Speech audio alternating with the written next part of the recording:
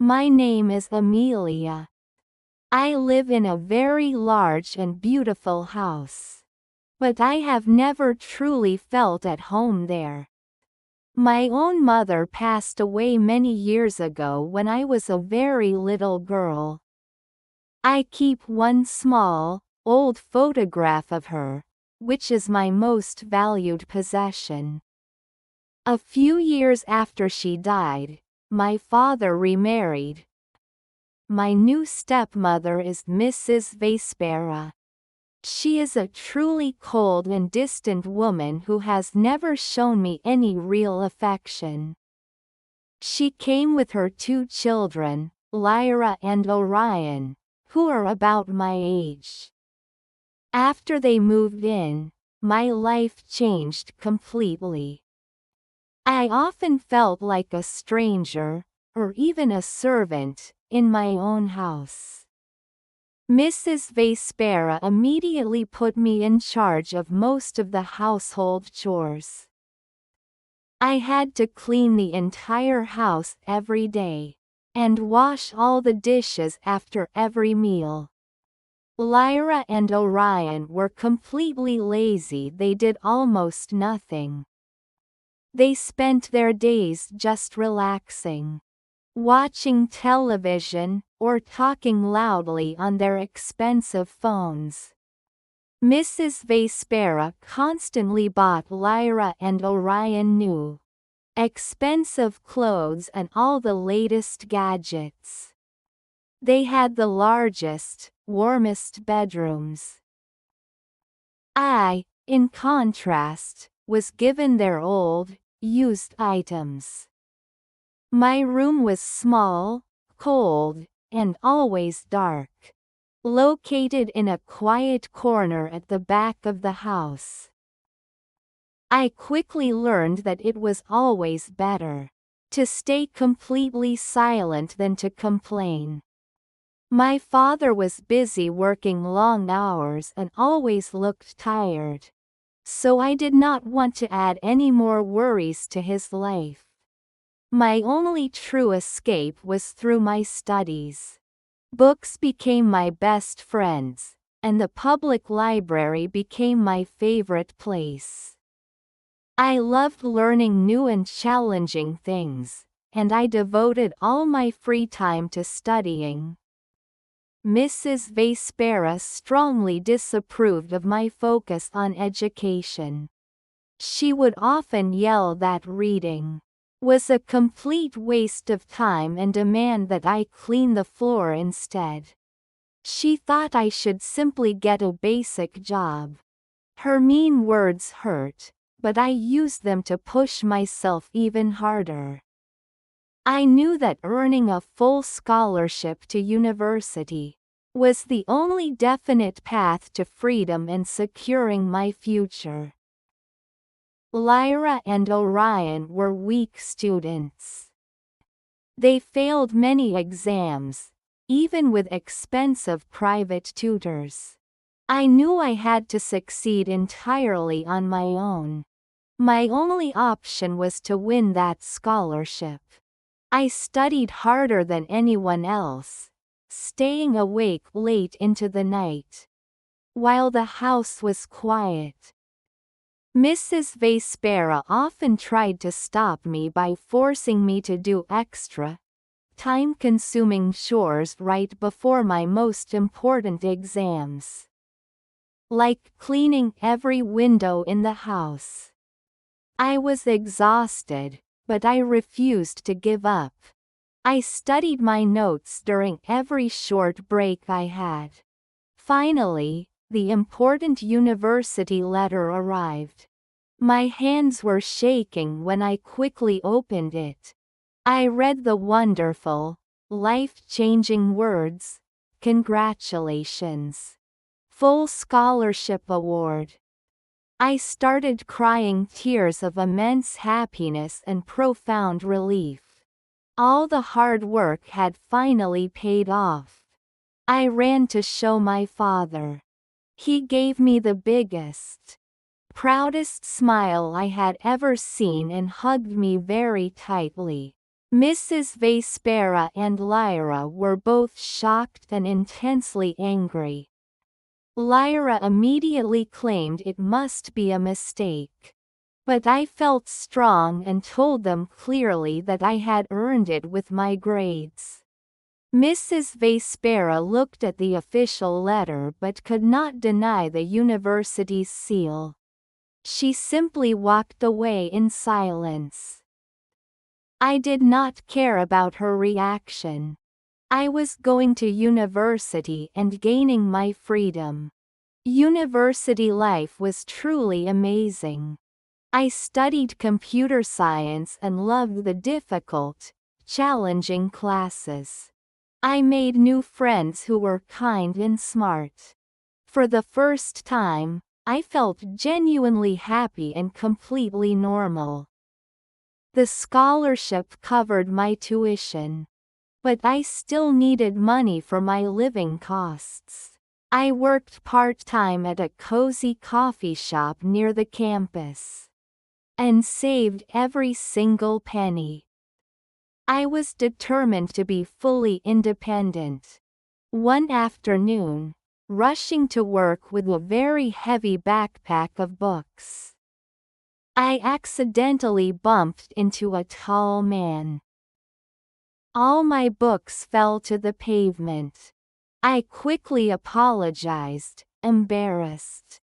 The man immediately bent down to help.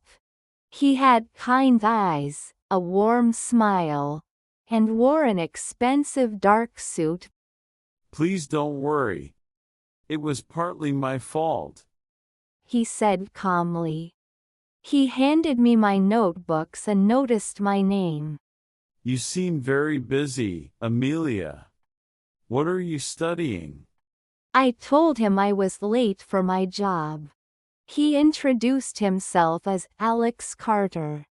"I work right next door, actually. My office is in that building. I should get going now." I was immediately surprised by his successful appearance. I hurried off to work, thinking about him.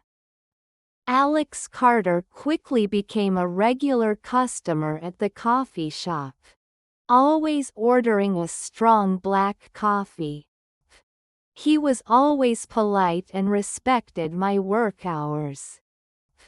One evening, after my shift ended, he asked to speak to me. He said he had noticed how hard I worked, always rushing but still smiling. And he deeply admired my dedication and energy. He learned I was studying computer science and told me his company, Carter Technologies, was a large, successful tech firm. He said I was very spirited and focused. I was unsure how to respond to such praise. He clearly had money and power. While I was just a scholarship student with a difficult home life.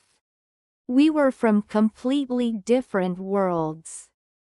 He then asked me to dinner, suggesting we talk more about my career goals.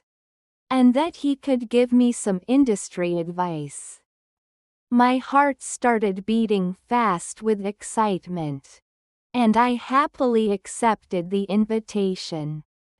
Our first dinner was truly wonderful. We connected easily, talking about technology and my future. Alex was an excellent listener. He spoke about his passion for his work, not his wealth. We started spending more time together. He encouraged me to trust my talent. He never once judged my simple lifestyle. He admired the strength it took for me to overcome my challenges. The tension back at home grew. I kept Alex's true identity a secret. However, one day, Lyra happened to see Alex's luxurious black car drop me off near the house. She immediately searched his name online. The next day, Lyra ran to Mrs. Vespera, screaming the truth. Mom, look at this. Amelia's boyfriend is Alex Carter. He is the CEO of Carter Technologies. He is a famous, wealthy millionaire. Miss Vespera's attitude instantly changed. She became overly sweet, demanding I invite Alex for a special dinner, so she could meet him and try to push Lyra into his circle. I instantly saw her selfish plan. I told Alex the complete truth about my stepfamily's past cruelty and their sudden greed. Alex was incredibly understanding. He held my hand and told me that he did not care about money or mansions. He said he loved me, my honesty, my spirit, and my incredible strength to build my own future against all the odds. I refused to invite Alex to the house.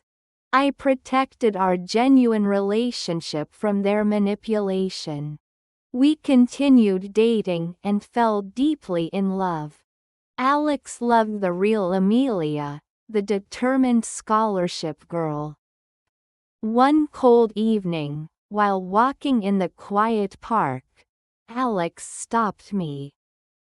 He took both my hands and told me he loved my strength and could not live without me.